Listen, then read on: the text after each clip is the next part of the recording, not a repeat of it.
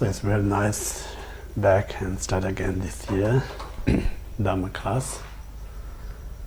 So I had a really good time while I was away. Little bit Dharma activities, little bit lazy time. So now I'm kind of ready to run whole year Dharma class. So just brief. So now always important we start with the right motivation. So right motivation is I must attain fully enlightenment sake of mother sentient beings. So in that purpose I'm interested to study this precious Buddha Dharma. So purpose I'm interested to learn this is to practice. That practice lead me to attain Buddhahood sake of sentient beings. So this is the first and foremost important. Some of you heard many times we say motivation is like a root of the tree. If the root of the tree is the medicine, then everything grows from that tree. It's a medicine. It helps you to healing. If your root is poison, then everything grows out of that become poison, is more harmful. So right to beginning, we have to create the right and the most excellent motivation. The supreme motivation is the bodhicitta. There's no more greater than that. Yeah? So we start this right and the great motivation. Then second, we need to discuss the main subject matter. Our main topic is Dharma. The purpose, we need to know the reason or purpose why it's so important to study Dharma. If we look ourselves and everyone else, whatever we facing challenge, difficulties, chaotic, none of them just happening by itself. Everything has a reason, everything created by cause and condition. So we as ordinary beings, we're not going to see the real cause of all this trouble. Rather we see something else causes trouble. We're rushing wrong path to resolve this problem, but we not really do anything to ease our own problems. So who has eligible or who has able kind of to see this real cause of problem is like a Buddha himself and many his followers like a great bodhisattvas and great meditator or yogis, and they discovered the prime or the cause of our problem are we call the delusion and the karma. So now think about each and every day we're rushing in and out. Are we really, we think we're doing something good for ourselves, good for others, but the reality or nature fact is like we're more supporting our delusion mind and we're creating more karma to experience more difficulties. We're not doing anything that ease the delusion and karma. So that's the reason we're trapped in the samsara in this life. Not only in this life, for many countless in the past time. Yep. Beginner's time, we caught up this delusion and karma.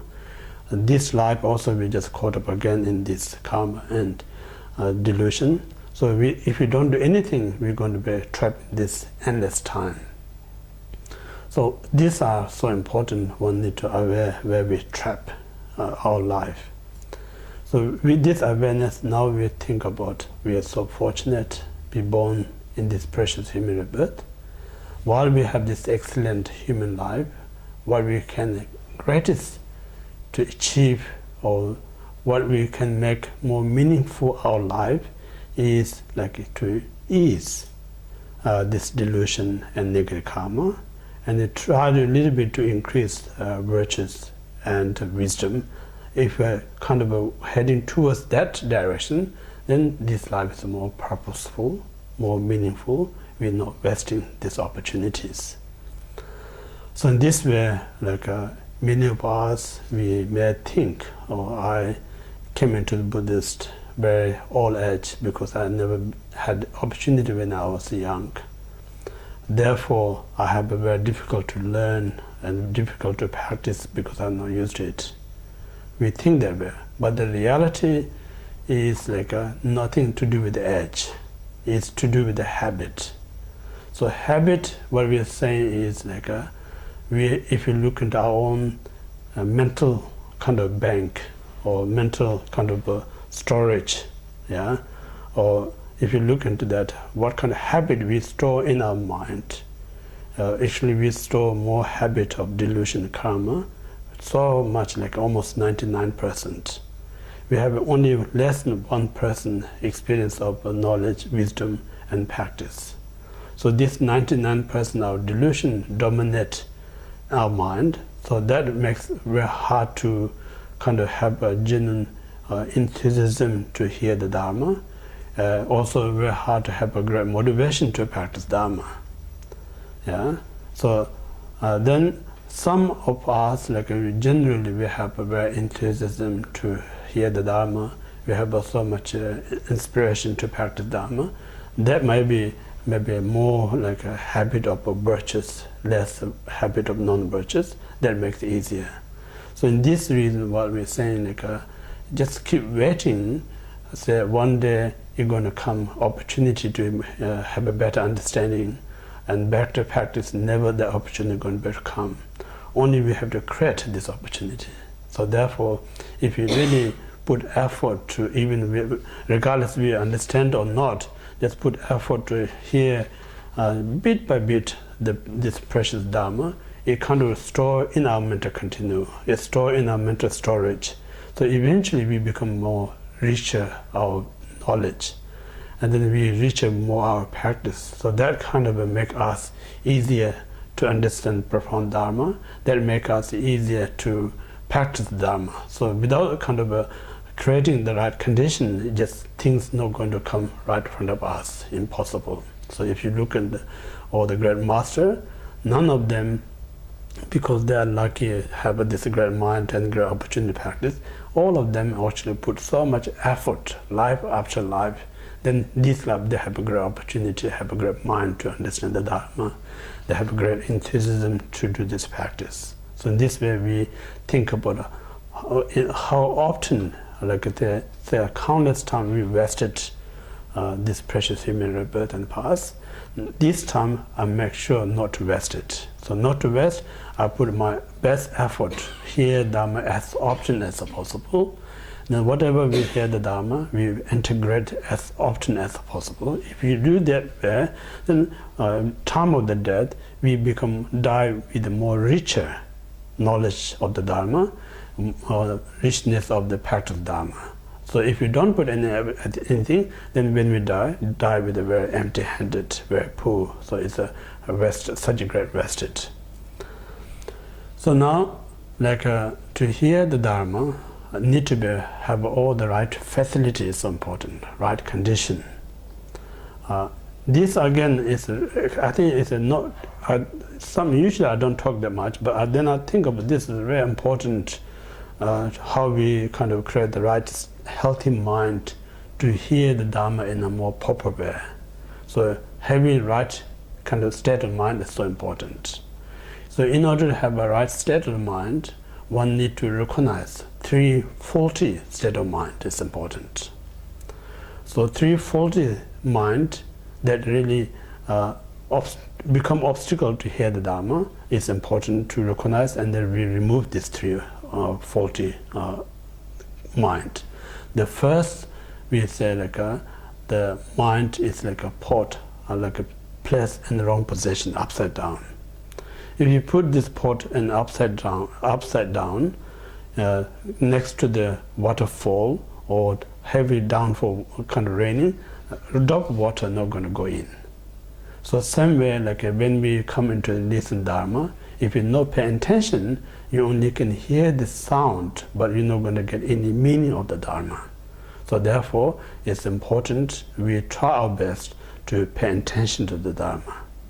So this pay attention is not only the reason we try to better understand the Dharma itself, also it's one of the great, the mental, what we call the training you can call, or you call one of the great healing of your one's mind. Because at the moment, we all know this modern society, our mind is falling apart. The reason our minds are falling apart, because so many opportunities out there, so many information out there, then our minds will go everywhere. Then the text, our mind bit here, bit there, takes kind of like eating up all this information, eating our mind, then and nothing left there. So in order to protect that, it's important to train our mind when we hear the Dharma, pay all intention as much as possible. So in this way, to pay intention, one need to remove this mind that not pay attention. That's what we need to recognize, and then we remove and try to pay attention. That's the first one. And then second, even one pay attention to listening, but we're not really putting effort to have this what we call the mindfulness and vigilant. Absence of mindfulness and vigilant, you may hear the Dharma while you're listening, because there's no mindfulness vigilant, end of the Dharma, you forget everything. While you're listening, only you can understand. End of the teaching, you forget everything. So why we having this? Because while we're listening, I understand, it makes sense, but end of the teaching, we forgot everything, because it's a lack of the mindfulness and the vigilant. So it's like a pot, leaking pot. So it's the right position, water is going in, but because it's leaking, so nothing can hold water in the pot. Everything go in, comes out. So this is because of lack of mindfulness and vigilant. Therefore, when we listen to Dharma, it's important to be mindfulness, means remember. Remember is like again, it's a two way you can look. One is like it's a duty, or I'm studying Dharma, I need to be really force mind to remember. That's much harder to do it, because they're not going to last that long. The easiest way to develop this mindfulness is like realize I'm victim of this delusion and karma. Yeah? I'm really suffering under this influence of the delusion and karma. So only way to overcome this delusion and karma, I need Dharma, because Dharma is no other than wisdom. Without wisdom, there is no way we can free this delusion and the karma. So therefore, wisdom is so important. You have to really aware the value and importance of the wisdom. So the moment you realize that this is wisdom, then much easier to be mindfulness, because now it's not just pushing yourself hard to say I need to learn, become more educated. Rather, I require these things to me. I need this one to make myself feel good. That way I can help much greater way for other sentient beings. So when you realize it's necessary, out of that awareness, much easier to develop this what we call the mindfulness. Mindfulness of vigilance. So this is second, we avoid lack of mindfulness and vigilant. We develop the mindfulness and vigilant. That's the second one. Now third, we may listening, we have this mindfulness and the vigilant, but our intention may wrong. So intention, if your intention is wrong, then pot in the right position, but in the pot there are so many dirt or poison or some unclean things, then whatever you put things in the pot, everything going to get dirty. So this way, make sure not to get dirty. We need to remove this uncleanness of the mind. So unclean, that's what we call the sixth stance, six unclean things. The first one is the ego mind. So ego, what we're saying is like we comparing my knowledge and the teacher's knowledge. So when we're comparing some part, we think, oh, I know more than the teacher. So that means that you have this competing mind. So the moment you have this competing mind, you're diluting the Dharma. So in this way, we should not have this ego mind first. So be humble first, first negative. Second, when we listen Dharma from the teacher, you have to have a genuine respect to the teacher. It's important. If you don't have a respect, you don't have a faith, then you're not going to hear Dharma clearly from the teacher. So lack of faith is the second mistake.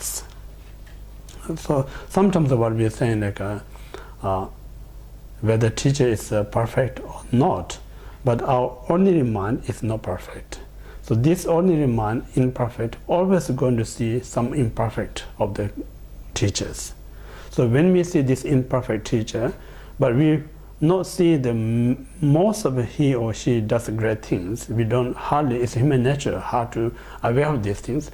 It's one tiny mistake, then we kind of take as a kind of a weakness, and then we blame it or criticize or complain the teacher. So this way it's not going to help to self and help the teacher. So you lose the faith. If you lose faith, then even teacher teach very valuable is not going to be valuable to you. So therefore, one need to remove the second, the lack of faith. Third is like you don't have a genuine interest. Means like someone recommended, or somebody forces, or culturally you have to go. There's no other choice. So if there's no interest, then there's not going to hear the Dharma. So this is third, false.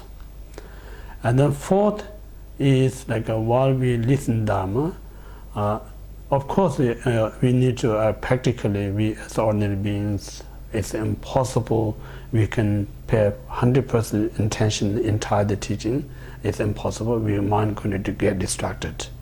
But the problem, what we're saying is like when you are aware, my mind's not concentrating, wandering everywhere, but we're not doing anything, just let that wander.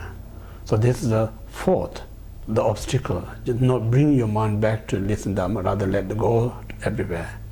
Yeah, and that point it's good to remember the Shantideva stated in the chapter 8, the contemplation, the disadvantage of wandering mind. Saying like if you let wander your mind, so wander is like a doorway to enter all this what called the defiled ignorance. You know, there's nothing good going to come in your mind. Everything going to come is the bad things. I think that's the one like a modern mental problem. We say in the modern world we have so much mental problem. The reason mental problem is come from because we just not have any what you call the discipline in our mind. We don't have any responsibility in our mind. Just let free. While we are young, body is up. Somehow this body can hold mind together. One day body get weak, then mind already everywhere. Then we can't hold together. Then mind get all sorts of, we call the absent-minded, demential, and then uncontrollable mind. All this problem comes. So this reason, so many. If you just look at this life alone, so much disadvantage. And then you think about all, like I think of beginningless time, how much we went through, so many sufferings, difficulties, unhappiness. Every kind of a problem comes from this wandering mind. Then if you not train this mind, keep it is, then the rest of our life also we're going to have some problems. Just imagine if you're walking in a place where there's so many say, poisonous snake. Because we know mindfulness, we just wander without wearing the shoes or then barefoot, then snakes bitten once.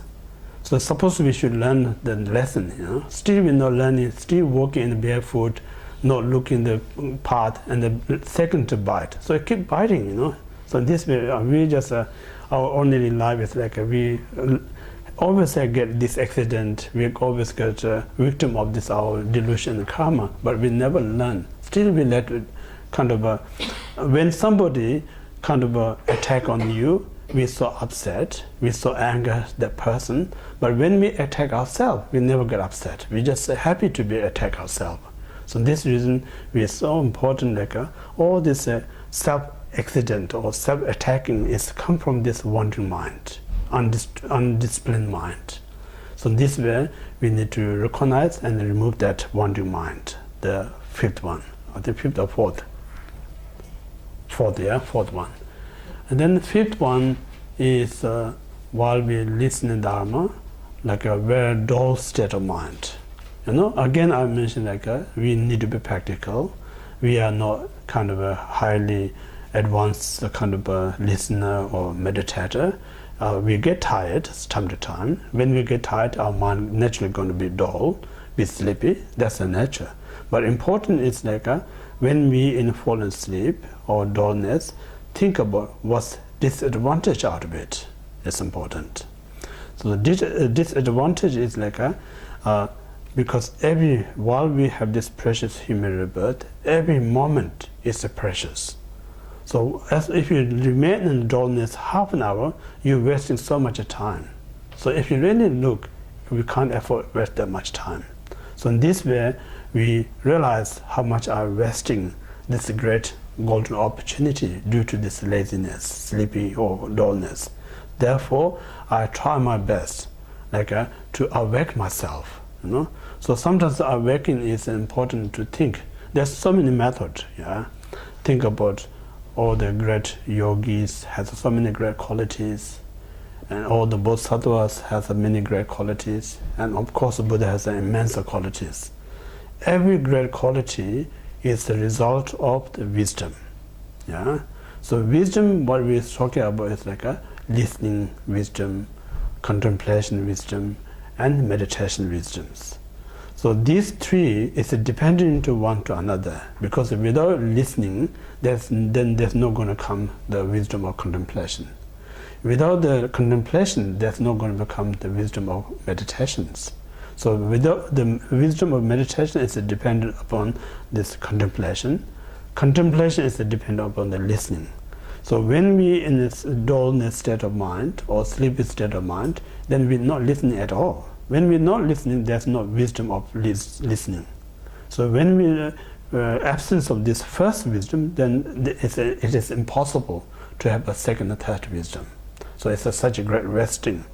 So in this way, I think all this great beings and great wisdom comes from listening, contemplating, and meditation. So I'm so fortunate, have an equal opportunity to develop this great quality right now, just listening to the Dharma. And one of the teachings said, study Dharma is never be late. Even you die tomorrow, today is the right time. Today also is a good time to hear the Dharma. What we're saying, because sometimes there's culture, because we brought up so much emphasize only one life, not talk about the future or reincarnation. So when we not talk about that kind of too much, then we have this expectation everything must done in this life. If life's gone, then nothing, there's the future. But the reality, there is life after death. So it means the mind is a continuum. This present mind came from past. So this present mind going to go in the future. So whatever you install in your mind, the mind is your banking. So if you deposit this knowledge in your mind, then you die one day. Next life, you have something to withdraw, because you already deposit this wealth of knowledge in your mind. If you not deposit the wealth of knowledge in your banking, mental banking, then future nothing to withdraw. So therefore, it's so important. This life I mentioned earlier, how much we find hard to understand Dharma in this life. How often we find very hard to practice Dharma. The reason, because we have a very little experience hearing the Dharma, practice Dharma in the past. That makes us difficult right now. So now in this life, we don't put effort to hear more Dharma, practice Dharma. This is not going to be easier next life. Even going to be more harder than this life. So only way to make things easier to hear the Dharma, understand better Dharma, and make our practice much easier and more comfortable, this life, whatever we put in effort, that really contributes the next one. So only just me talk about next life, even just think about, really do proper study today, do proper meditation today, that really going to make it much easier for tomorrow. So today is like a present life, tomorrow is like a future life. So that really proves you this life, how much we are going to really contribute to make us a better practitioner. Because practitioner no means practitioner, really what we're talking about the practitioner means no a mundane way, say you're a great person, not that reasons. The great practitioner, what we're saying is because we are victim of our delusion and karma, I mentioned a few times. So practitioner means who managed to free this delusion karma. That's as a practitioner. So really means you're liberating yourself. You're not forcing yourself to be more disciplined or try to be restricting yourself, so you lock in yourself, not have a freedom. That's not the Dharma. Dharma is really freedom, to free you from the prison of the delusion and karma. That's the Dharma practice. Yeah. So in this way, the fifth one, try to not to fall into dullness. That's the fifth force. And then seventh force is like we realize the value of the Dharma.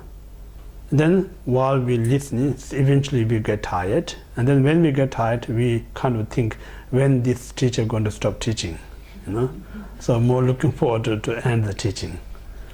So that kind of the sixth, the force. So one need to recognize, I'll repeat this one. First one is ego mind. Second one, not having faith.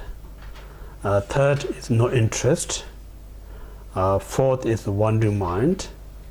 Fifth is dullness mind. And sixth is like a kind of, unhappy to stay longer to hear the Dharma. So these six are the strengths. So with this, if you listen Dharma, then Dharma is a precious, because you put in this unclean container, then all going to be polluted Dharma. That's not going to help you. So these are one need to remove. So these things, I think, is so important, because we just understanding through the right container, and then free these six mistakes, then our mind in the right condition to hear the Dharma. Whatever we hear the Dharma, it becomes like a really precious, true medicine that really free us the delusion and the karma. Yeah, so that's the one condition that all the previous master train to hear the Dharma in a better way. So if we also, as a follower of the Dharma, we should be like try to be achieve that kind of quality. Yeah, it's a very scientifically kind of to really talk about, the right state of mind. Then now the topic here, what we're going to discuss, there's also vast Dharma, so many topics. So here it's like a 400 stanzas by the Aryadeva. So main topic of this teaching is like the gradual meditation, the nature of or reality of absolute and conventional truth. This truth is the main topic of this 400 stanzas by the Aryadeva. So before we go into the main part of the talk, we just touch a little bit history about this, the author of this text. The author of the text is like Aryadeva, so a great Indian master. Not only just master, he highly realized person. Like we all talk about historical Buddha Shakyamuni. Historical Buddha Shakyamuni in the Sutra as well as the Tantra repeatedly kind of prophesied a great bhikshu called the Naga going to appear 400 years after he passed into Nirvana. So he stated repeatedly in the Sutra and the Tantra. So after he passed into Nirvana, 400 after, this Nagarjuna came. So he revealed all entire Mahayana teachings. So sometimes we call he is the second only Buddha, second great Buddha. And he lived in this world for 600 years. So 600 years old, lived. And then end of his life, of course he has innumerable disciples. Among them, one of the principal disciples is Aryadeva. So Aryadeva, when we talk about history of Aryadeva, there's two versions. One is a little bit Tibetan version of Aryadeva's history. Second one is like a more Indian version of the Aryadeva story. So like a Tibetan version of Aryadeva's story, what they're saying is like he was born in Singali, I think this day it's like Sri Lanka. Sri Lanka. So the king of Sri Lanka, there's a very beautiful flower garden. Then Tibetan story saying like he born in a miraculous birth, like there's 4 types of birth. So he's a miraculous, but he born in a lotus, in the garden of the king, royal garden. Then when the king kind of walking around the garden, he found this child born in a lotus. Then he kind of took in the palace, look after, like a treat as his prince. So in this way, he kind of become prince of the royal family, and then later on he gave up the royal position. He went to monastery life and ordained, and then met Aryadeva, Nagarjuna, become his disciple. So that's a little bit short, the Tibetan version, how Aryadeva came about. Now, Indian version is there's like this 400 stanzas comment by the Chandrakirti. The Chandrakirti is one of the great Madhyamaka philosophers. And he stated Aryadeva is the actual son of this king of Sri Lanka, like a Singali king. He's not kind of miracle, but he's real son. And then as well as many authentic Indian historically, biographical also that says like he is a real son of this Singali, king of Singali.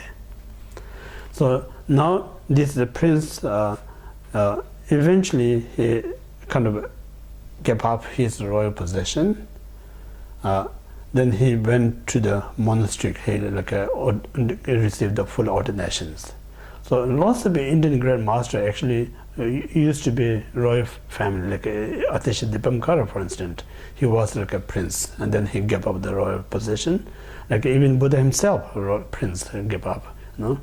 So what they're really showing is like we human believe like a possession, wealth, fame are the ultimate cause of happiness, because that makes you success makes you happy. But this great master is saying like this wealth, possession, fame, none of them are cause of happiness. Yeah, so that's a kind of showing to sentient being, because they got everything but not happy. But the only way happy is like training the mind. Yeah, so in this way, what he become like a monk. And then he did study all this we call the Tripitaka, Vinaya Pitaka, Abhidhamma Pitaka, and then Sutra Pitaka. So these three again is so important. Like what we sometimes in Sutrayana we don't talk about best, path, and result. But the reality, these three basket or Tripitaka is talking about the best, path, and the result. So best is Vinaya tradition. So Vinaya is the root of the Buddhism. Without Vinaya, there's no Buddhism. Yeah. So means like a root is like to uphold the vow is so important, because without the vow, there's no path. Like usually we say like there is a virtues, and then ethics, two things. Virtues not necessarily as a path, because if I have a positive mind, out of that I did something positive things, it's a virtuous. That virtuous is not a path. The path means like I commit myself. Now onward, I'm not going to tell lie. Now onward, I'm not going to kill anyone. So committed. So based on the committing, then I'm not committing any killing or stealing. This is a virtuous. That very virtuous is a path. So that virtuous is kind of liberates you. So in this way, every virtuous not necessarily is a path. Yeah? Virtues with the commitment are the, you have a Vinaya virtues, or Bodhisattva virtues, or Manthayana virtues. These are like what we call Vinaya is like we call the Partimoksha vow. And then Mahayana we call the Bodhisattva vow, and the Vajrayana we say Mantrayana vow. So as any of these three vows are the path. Other than these three vows, any other virtues, it's just a virtues. It makes you brings you happiness, but it not brings you what we call the other self-liberation or full enlightenment. So this way is so important. Buddha taught so many teaching, but he never taught any teaching to benefit only these in the future lives. Only he taught the Dharma to either gain one's own liberation or attain full enlightenment. So that particular teaching is the Dharma. Other than that, whatever form of you practice, just take of this life only benefit and next life alone, none of this is Dharma. That's just virtues. So virtues and Dharma is two different things. That's important. Yeah. So in this way, now I mentioned Aryadeva, all the Indian master biographical say he is the real son of the Singali king. Then he become monk and study all this three Tripitaka. So Vinaya is like a foundation. Then second, the base on this foundation, then we practice like we call the Sutra Pritika. So Sutra Pritika is a meditation, more other talk. So there's no meditation without the vow. Without the foundation, there's no meditation. Even you meditate, this is not real meditate. So every meditation based on the vow. So this we call the path. Yeah, second, the base and the path. Through the meditation, then one will attain a result we call the wisdom. This is Abhidharma, like a Sutra Pitaka. So wisdom comes. So wisdom is the result, and then Sutra Pitaka is the path, and then Vinaya is the base. So all this interdependent origination. So if you look in that point of view, there is no independent exists any phenomena. Even the path is depending one to another. So that's not truly exist anything.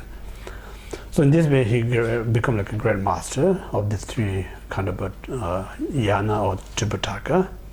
After he great master, then he would like to wander around the world. So that time the world talking about not international world, they talk about India part of the world. Yeah. So he wanted to wander the world, look around more temple, how they build. He wanted to wander in India to look more stupas. So while he wandering, he just went to close by. Actually, before he wandered, he actually built, like he lived. What they're saying is like no, I think not there yet. So after he completed the study, then he went to southern part of India, South India. So still the people call it Nagarjuna's holy land. We call the glorious mountain in the southern, somewhere Balakopi or Koligar, that area. There's a very holy Buddhist place. So he went there, this Aryadeva. Then he met this Nagarjuna there.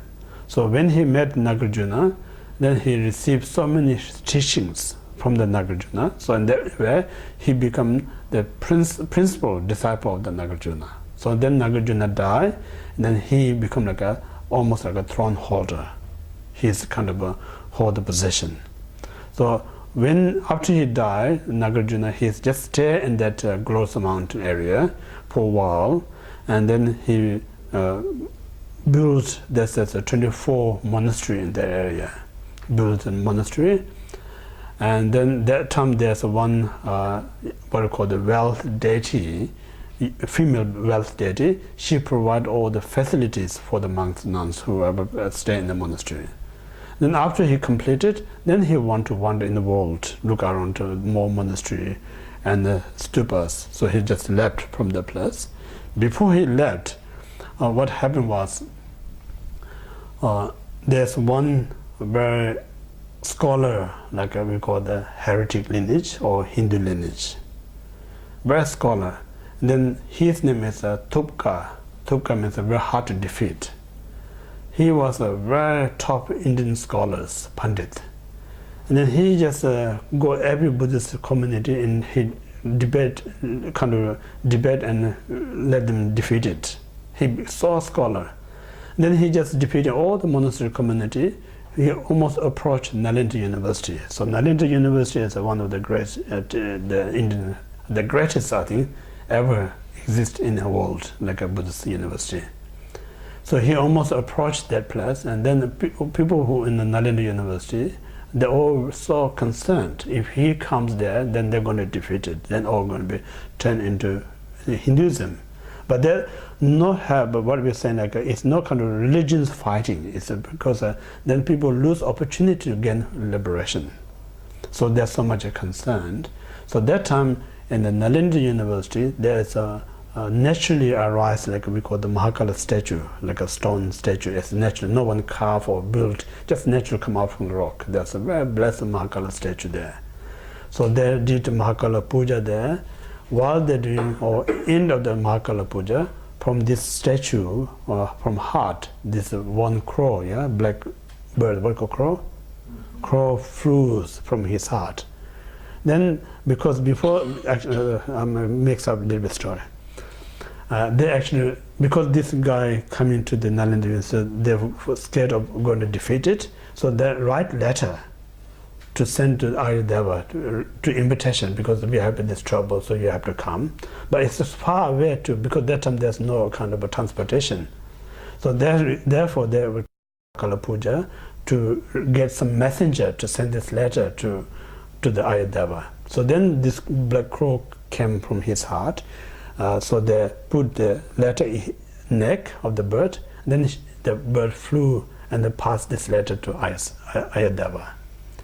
So it's hundreds of kilometers, thousands of kilometers actually.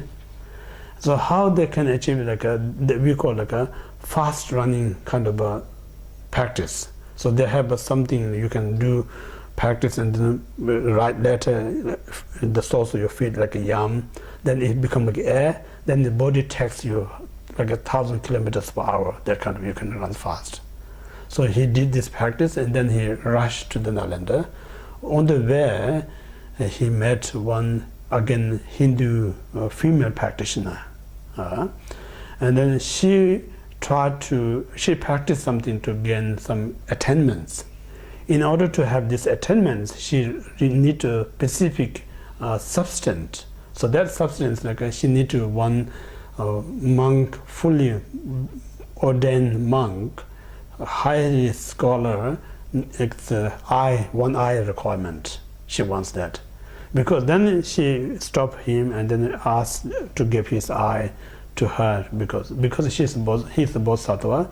No simple reason, because Bodhisattva he give this eye to her, because right now it may fulfill her wishes, but in the long run this can be a greater benefit than that. So this is long term the benefit. Like if you read Buddha, before he was fully enlightened, he was in the Namo Buddha.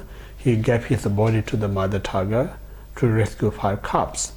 So not only just rescue their hunger, because he saw after he attained enlightenment, these 5 cubs going to be his first disciple. Many generations later, he saw that. That's the reason he gave his body to the mother tiger. Then this tiger of 5 cubs, millions or maybe hundreds lives later, he is the first disciple. That's why Buddha taught 4 noble truths. And then mother tiger was become like he is the first nun, bhikshuni. So in this he sees many generations of what's going to happen. That's the reason he sacrificed his body to give this mother tiger rescue this. Similarly, this Aryadeva not just only fulfill that particular her attainments, giving this make connection. And in future this lady is going to be a great disciple of this Aryadeva. So that's the reason he, without any hesitation, gave his eye to this lady. Then he came to the Nalanda.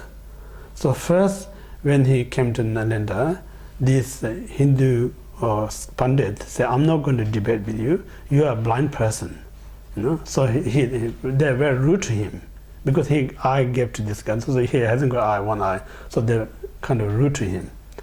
But then, because he don't have ego or anything, just simply, it's not saying I'm a Buddhist scholar, now I come here, I have a knowledge more greater than you, not that kind of attitude.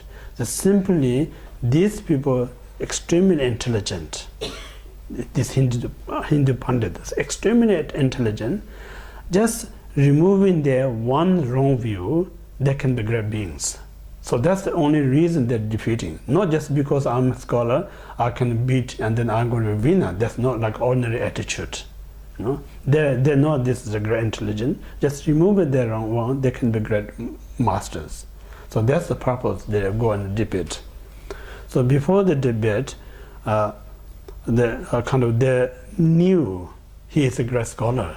So they're afraid to debate with. Somehow they try to escape from him.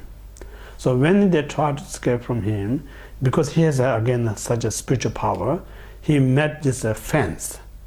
everywhere. So none of this can escape anywhere. So they have to be within the boundary. So within the boundary, then they debate. 3 times he defeated these great Indian masters. Not through what we call the logically. Logic is so important because when you defeat logically to someone, you really kind of make them feel embarrassment. What really doing is giving them great wisdom. Because you're holding your view is perfect, but then some other great reason or logic comes. Once you defeat it, actually you defeat your ignorance, but what you gain is a wisdom. So really it's not because human we think it debates I'm lost, poor me, then we have a depressed. But the philosophical debate is what we're defeating is ignorance. Once you defeat ignorance, then you gain actually wisdom. So more benefit than the harmful. Yeah. So in this way, he defeated 3 times. After the defeat, still they not accept because they still have ego. This Hindu Pandit. So now they have also spiritual power. So through the spiritual power, they try to fly away from the place because they cannot walk. There's a fence, so they have to fly. When they start to fly, and then Aryadeva again perform more spiritual powerful and then bring down. And then he put him in a monastery prison for a while. Put in monastery prison. So all this has a reason. It's not just normal prison. The reason he put in the prison, Aryadeva knows this guy, just one tiny mistake, he hold this wrong view. If I help him to remove, he can be great realized person, great yogi. Also, he was actually prophesied by Buddha himself. This guy in the future is going to be great Buddhist masters. So you need to be cunningly linked to that. Either have to come to subdue that particular person. So when he put in the prison, in monastery prison, then he asked some monk to read some Buddhist texts while he was in the prison. So when these monks read this Buddhist text, then he, because so intelligent, he understands everything, the meaning. So when he listened, he realized, oh, I'm really actually prophesied by Buddha. So he's not ordinary person here, this thing's going to happen to him. Then he just realized that he is going to be a great person. After that, he got so regretted in the previous level what he did. Regretted. Then he come into more study the Dharma, and within very short period of time, he become a great scholar, Buddhist scholar. Yeah? So in this way, he become a really bodhisattva, help so many beings. So this the person what we're talking about, the author of this text, the Aryadeva. Then Aryadeva also, where it's in the Sakyapa, Mahasiddha Verupa, the great the Lamde tradition come from him. So Mahasiddha Verupa also the disciple of this Aryadeva. So Aryadeva is one of the really great the master. So this is just a brief history about this author. Yeah? So you know a little bit. And then from him, he composed this 400 stanzas give to his disciple. So his disciple to the next, up to most precious led my teacher, Khenpo Rinpoche. I received this from Khenpo Rinpoche. So that's where you can see it's an unbroken lineage. Lineage, I think, is the most important, most blessed one's lineage. I received from this great master. He received, go back to the Aryadeva. Aryadeva go back to the Nagarjuna. Nagarjuna go back to the Buddha. So it's uninterrupted the kind of lineage. Okay, so that's just the history of this author.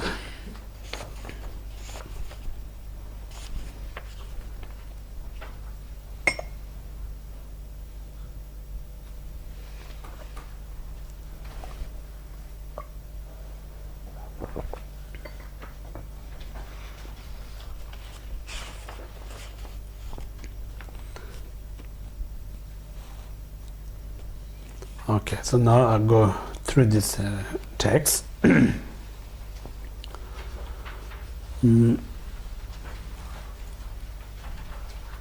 we're not in the root text yet, so there is a introduction for this teaching, and then the main body of this teaching. There's two things. So first we talk about the introduction of this teaching. Up to here I introduced the author. Now introduction to the text, this 400 stanzas.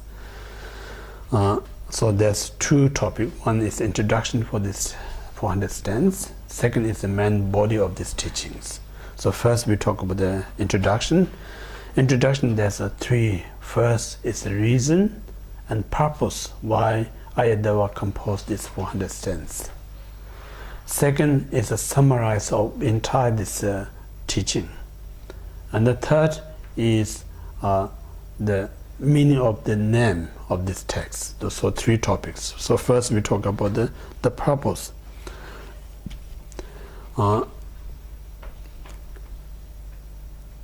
So purpose, the Aryadeva composed these 400 stanzas is to great detail or more elaborate explain the true truth, conventional truth and absolute truth. So these two truths are clearly stated in what we call the Mula Madhyamaka Karika.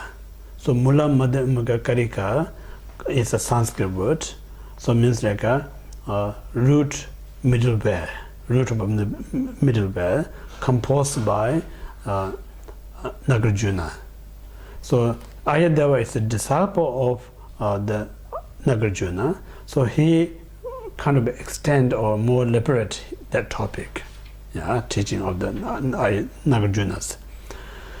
And then when we say like this Aryadeva talk about this two truth that explained in the Mula Madhyamaka, sometimes we get kind of a question, if already explained in this Mula Madhyamaka Karika, then why you need to repeat again here? This question is going to come. So here what is saying like we mentioned like there is a study, contemplation and meditation, three stages. So Mula Madhyamaka Karika more emphasize based on study and contemplations, not much on the meditation. So these texts going to talk more about the meditation part of this true truth. Because to meditate is very important to, before that one must have done the study and contemplation. The purpose of study and contemplation is like what we say like meditation. That you can talk about two aspects of meditation. One we call the analytical meditation. Second is we call the single pointedness meditation. There's two types of things. So analytical meditation and the contemplation are pretty much the same. So Nagarjuna's text, the Mula Madhyamaka referring about this study and then the contemplation or analytical aspect of meditation, but not much talk about the single pointed meditation. Single pointed means like you cannot just single pointedly meditate, because to do this single pointed meditation, before you get there, you need to free all the doubt. With the doubt, you cannot meditate single pointedly. So only this study and contemplation is a method to remove this doubt. Because when you not study, you may think this might be right or that might be right. You have so much hesitate or doubt. Then more you study, that removes this doubt. So study is like remove like say 50% doubt. Cannot remove 100% doubt. And then you come to the contemplation, they remove another 50% doubt. So now there's no doubt. You really got accurate intellectual knowledge, intellectual correct point. So now this intellectual correct point, just aware of that is not stays in our mind. Very easy to lose. So now to stabilize that, then we call the single pointed meditation. That's the reason lots of definition of meditation is calling the familiarizing. Familiarizing means like now you found the essence. So this essence now you familiarize, stabilizing in your mind. That's what we call the meditation. So therefore, this text is not repeating because it's talking different flavor. Even though it's the same topic, but the different flavor. Because Nagarjuna more talk about study and contemplation. This is more talking about the meditation part. So in this way, this and Nagarjuna make that one complete information, technique, how to do the complete practice. Yeah. So in this way, what we say like the Nagarjuna principle talk about the study and contemplation. Of course, they talk about a little bit meditation. Here also talk about study and contemplation, but the principal topic is meditation. That's the difference. And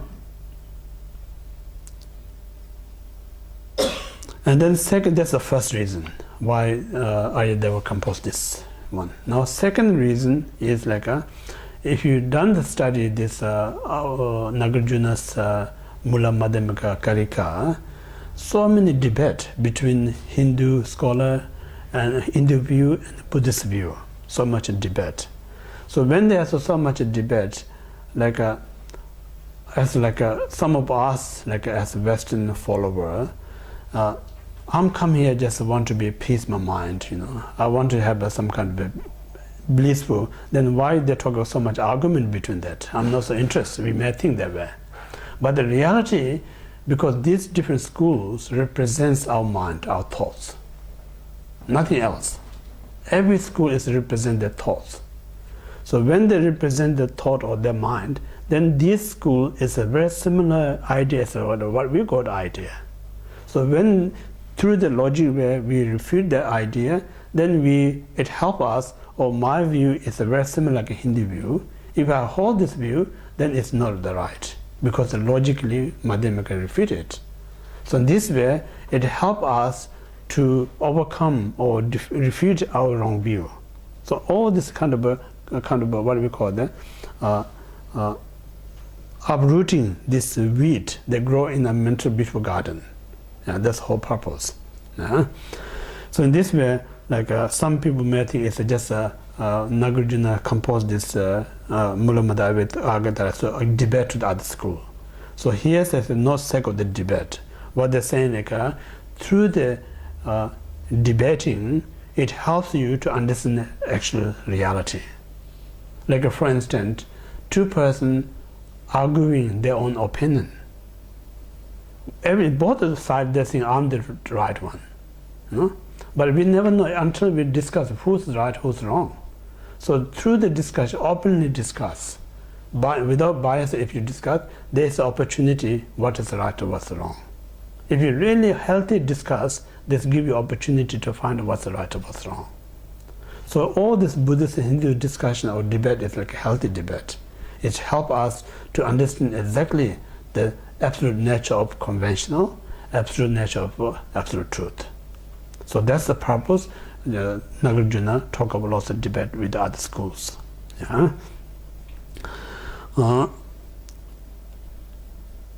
So again, like Chandakriti state in the Madhyamaka Avatara, the saying like Nagarjuna not so obsessed with the debating with other schools. That's not the reason he composed the text. Yeah. The reason he composed this text to help others to gain liberations. So, like many hope you heard many times, Buddhist liberation talking about the mental, mind liberation, because mind needs to be free from defiled ignorance. So, as long as our mind free from the defiled ignorance, we are liberated. With the defiled ignorance, no matter how much you think I'm intelligent, we are not liberated. So in this way, the purpose is to liberate others from the defiled ignorance mind. So here's like when someone saying the truth, when someone explains the truth, reality, then it defeats other school. Then it's no fault, because no intention to defeat others, because you're telling the truth. Truth kind of defeats something is not truth, then nothing can help. What do you call you can't help. You have to just accept it. Yeah? So in this war, it's not sake of the debate, just to gain liberation, try to explain the reality.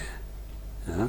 For instance, two persons arguing here, then I'm the third person. My responsibility is to tell the truth. When I'm telling the truth, one person is going to be unhappy. Yeah?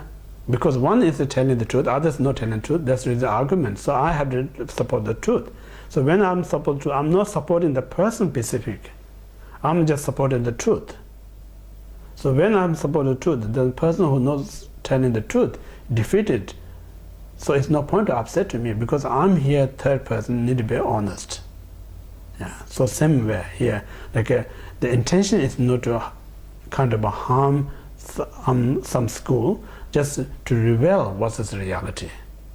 That's the point. So for this reason, there is no kind of negative consequences when you defeated someone, because your intention is not just beat them, just help them to understand what's the absolute reality. So this understanding of the absolute reality help them to gain liberations. Because every one of us not liberated yet, because we lack of understand the nature of conventional and absolute. So only way we can liberate when we understand this absolute nature. Yeah, so that's a Chandrakirti state in Madhyamakavatara. So what we're saying, once we understand, only way we can understand the absolute truth through the study, contemplation, and meditation. Once we truly understand the absolute nature of all phenomena, so that very time we call the omniscient person. Omniscient means nothing. Now there's nothing that stops you that not aware of the absolute nature of both convention and absolute truth. So completely realize everything, we call the omniscient person. So once you attain the omniscient state, that state we call you fulfill both yourself and others. So how it fulfill yourself is you're completely free from ignorance. There's nothing left whatsoever. So that's a fulfill your wishes. Now you fulfill others' wishes means a tiny wheel of Dharma. Every other being can bring in the same level of how much you achieve. Only Buddha can bring others in the Buddha state. So that way fulfill others' wishes. So therefore what we're saying once we obtain omniscience or Buddhahood, one can fulfill both one's and others' wishes. So to have this quality, one must have this study, contemplation, meditations. Yeah. So here, so in this way, every Buddha gave teaching based on two topics: conventional and absolute truth. There's no third truth. So only true truth. So when we say true truth, what we really say is quite complicated. You need to study lots about different other Madhyamaka stuff. When we talk about the conventional truth, there's a talk about two aspects of conventional truth. Yeah? We call the impure conventional truth, pure conventional truth, two things. Impure conventional truth means like me and you, our ordinary eye, ordinary mind, we see these places we call the house. So this house is really exists in our mind. If you say this house is empty, it's a contradict our eyes, our mind. So conventionally, we accept this is house because we see it, we in this house, we can feel it, so it exists. So this very existent, we think is real. That's the reason we get attachment. Yeah. So this we call the impure conventional truth. Now pure conventional truth is like an enlightened being sit in this place. Still, this enlightened being not going to see the empty place. He or she going to see this house. Yeah, they're going to see this house, but what they see house is different than us because they're not seeing its house as truly existent. It's just mentally projecting this house. Therefore, there's no attachment on there. Seeing is no different, but where we identify is different. So this way, there's a two conventional truth, pure and impure. Yeah. So it means like whatever I, like only like our mind, what we see, we believe, that's the conventional truth. So it means like truth means like not talking about this house is exist, truly exist apart from the mind, we're not talking about it. It's so important. This house is truly exists in our mental state. It's important. Like we all know, like when we say, I think this house is so beautiful, or someone says, oh, I'm not really sure about this house. Some other says, I don't like this house. So we have three different perceptions. So out there, there's not three different houses, but how we perceive, we kind of explain the three different ways. So all these three is truly exist in your mental state. That's the reason you projected it. So therefore, it's true for you, but not necessarily true for others. So that particular we call the conventional truth. So conventional means like, while we have this dualistic mind, while we have this delusion mind, whatever we perceive is true in that very moment. But once your delusion minds go away, then this phenomena not going to be there. Reason is not going to be there, no means like this phenomena not going to be disappear. What is a disappear is like your perception is a disappear. Yeah? So therefore, like that helps us, like when we talk about emptiness, about the self, people have a fear of I'm going to lose the self, then we're going to find the identity of me, because everything we do based on I. Then we have a fear, if there's no I, then how we identify self. But Buddhists say like I is something exists separate from your mind, then you have to fear about this one.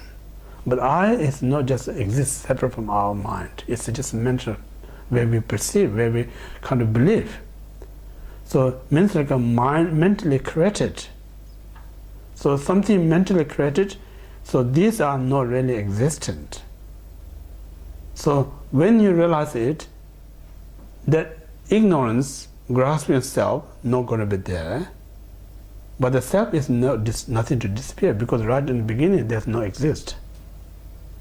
Only what disappears is like your delusion, concept of self. That's going to be disappear, not the self. Because self will never exist. Because to disappear need to be something exist to disappear. Because if nothing exists, nothing to disappear. Yeah. So in this way, when we talk about absolute truth, is we talk about the selflessness of person and the selflessness of a phenomena. Because the selfless, what we say like a phenomena and the self is only just a perception of dualistic mind. As long as we have a dualistic mind, we're going to have this idea of self and the phenomena. Once you remove this or free this dualistic mind, you're not going to find the self. You're not going to find the phenomena. That's the absolute truth. Because this absolute truth is not created.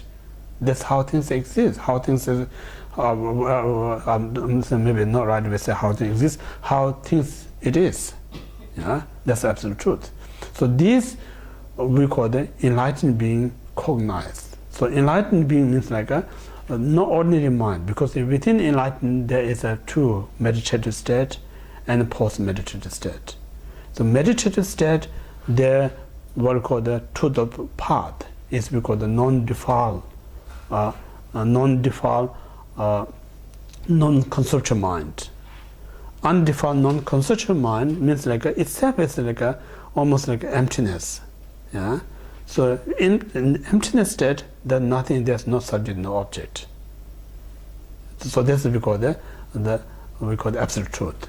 But then a post-meditative state, I mentioned enlightened beings stay in this house, they still see the house, they still see the sentient beings, but they don't have attached as we have, because they don't see as real, just mental projections. Yeah. So this way, this we call the true truth.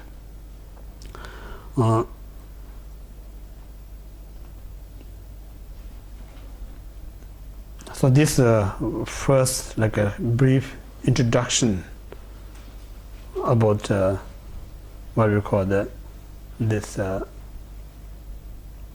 two topic, the conventional absolute topic. Now, second is like a summarize of in this 400 stents.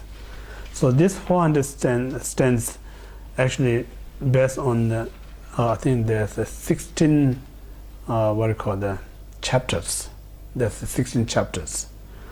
So we talk about how these 16 chapters are going to describe. Yeah.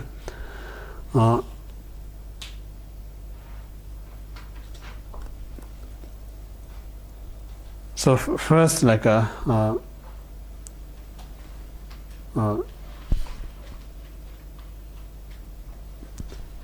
when we talk about conventional truth, it's important to explain how things exist without interpreting any other ways. Yeah. So what we say, like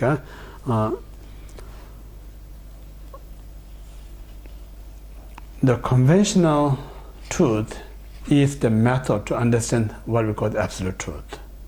Without the conventional truth, there's not going to be absolute truth. Yeah? So that means like we're talking about the ultimate goal is to understand absolute truth, but to reach that state, we need to study. So study, there's like a teaching, listening is a conventional. Then second, we made contemplating, also conventional. So without this conventional study and contemplation, we're not going to have opportunity to realize absolute truth. Yeah. So then, without the conventional, there's no way one can realize absolute truth. If we fail to realize absolute truth, then there's no nirvana, because the nirvana is the result of realized absolute truth. It's dependent on realizing absolute truth. The realizing absolute truth is dependent on the conventional truth. Yeah. So therefore, like it's so important. Like this 16 chapter, what we say, like the first 8 chapter talking about the method how to help us to understand absolute truth. So anyway, the 16 what we call the 16th chapter, first 8 talk about all the conventional truth. The second 8 they talk about all the absolute truth. Yeah. So now, like within the 8th chapter, the first 4 chapter, we explain 4 incorrect perceptions. 4 incorrect perception, like what we are saying, like how we perceive the phenomena, 4 incorrect way. First, we call the impermanence phenomena we perceive as a permanent. Yeah. Then second is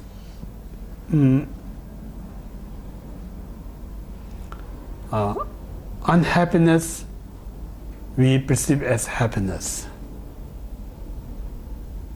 Third, unclean is we perceive as a clean. Fourth, selflessness we perceive as a self. So there's a 4, like we have incorrect perceptions.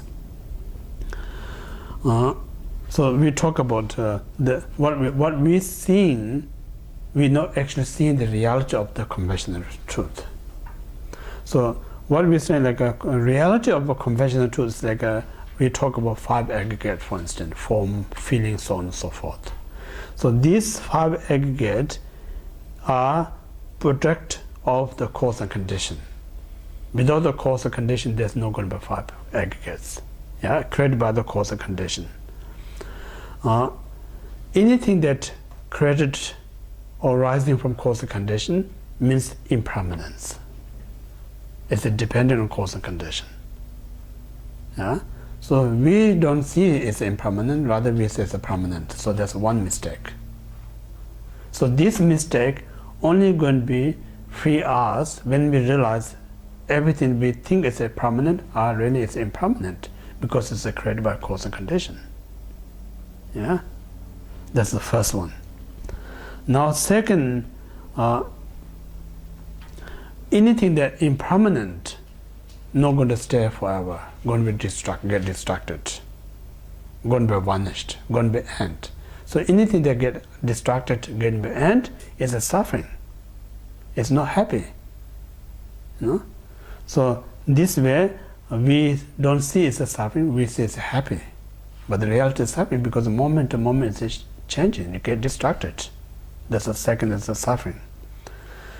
And then anything is a suffering, is like it's not going to bring you a joy, rather it's going to bring you sadness. So sadness is not the what we call the clean, it's unclean, like garbage. Yeah? So once you know it's unclean, it's like a dirty, like a garbage, then why are you going to keep this one? You have to go and throw this garbage in the garbage bin. So similar again, why we are grasping as the self? Self is nothing exists, we should get rid of. Yeah? So it means like it's anything, when you realize like what we say, like at this point we so attached because we think it's a permanent, we think it's happiness, we think it's a clean. That's the reason we get attached. Now here carefully look, none of this is a permanent because it's impermanent. None of them is like happy because of unhappiness. None of them is a clean because unclean. Then why we want whole? Why we grasp it to say, this me, this mine? You know? So that way, then there's an opportunity to come to free the grasp yourself and others. Yeah. So these four we call to remove the four impurity of the mind. I think we'll stop here tonight.